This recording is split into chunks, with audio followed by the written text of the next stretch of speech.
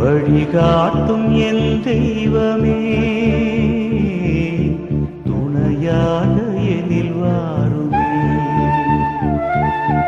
நதி மீது அலைந்தாடும் மகள் போலவே கதி ஏதும் தெரியாமலே நான் தடுமாறும் நிலை பாருமே.